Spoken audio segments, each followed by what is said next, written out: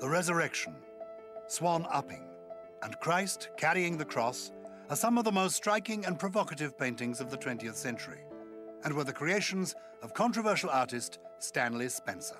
Many of Spencer's subjects were drawn from biblical stories, but his inspiration came not just from the Bible, but from this quintessentially English village here in the heart of Berkshire. Cookham is where the ordinary became extraordinary. Stanley Spencer was born here in 1891. His childhood was idyllic, and he returned to Cookham throughout his life. He was regarded as an eccentric character, pushing his pram of artist's materials through the village. The painting which made his name is based on one of the most powerful of all the New Testament stories, but it's set not in the Holy Land, but here in the churchyard at Holy Trinity, Cookham. The Resurrection, Cookham, was completed in 1927. Its subject is Christ's resurrection, but it features a host of characters who are actually local residents in the village.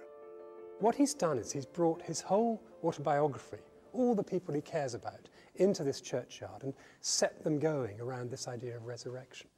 There's the landlord that he's sharing a house with. There's his best friend Richard Carline, another painter. There's Hilda Carline, who's his wife, sniffing a flower.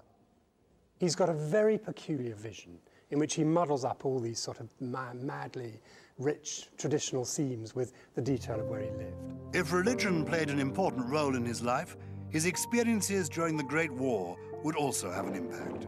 He saw active service in Macedonia, and this too resonated through his art.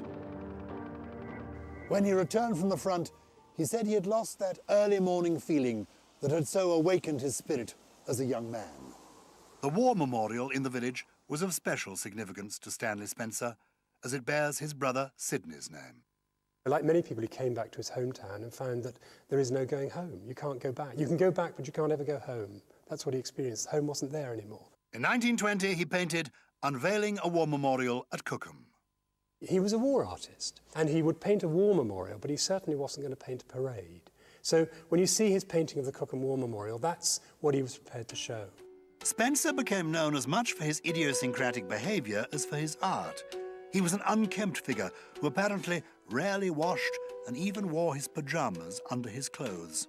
Joan George was a young journalist when she first met and interviewed Stanley Spencer.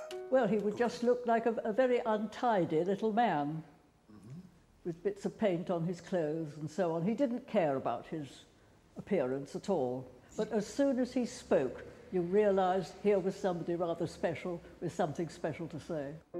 Over and over again, the importance of Cookham is apparent in his work. His family home, Fernley, is the setting for Christ carrying the cross. Cookham Bridge is the location for Swan Upping, celebrating the local custom of marking swans. Spencer longed for a permanent gallery for his collection here in Cookham. But it wasn't until after his death in 1959 that local enthusiasts got together and made it happen. And fittingly, they chose this as the location, the Methodist church where Spencer, as a boy, used to go with his mum. Well, Stanley was so closely associated with the village. It was absolutely his life, almost his religion. He just was Cookham, and we felt a memorial to Stanley should be here in the village. One of Spencer's most impressive works is the unfinished Christ Preaching at Cookham Regatta. It takes pride of place at the gallery.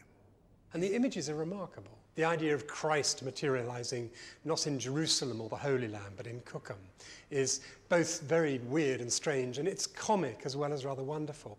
What particularly strikes me, I think, really, is the detail and the portraiture. Things like the quality of the mop, the detail of the dustpan. The whole thing is a huge memory. When Stanley Spencer was knighted in 1959 at Buckingham Palace, it's said that he took a bottle of milk with him in his bag, ready for his tea when he got home. So even as he was being accepted by the establishment, eccentricities and all, he took a little bit of Cookham with him.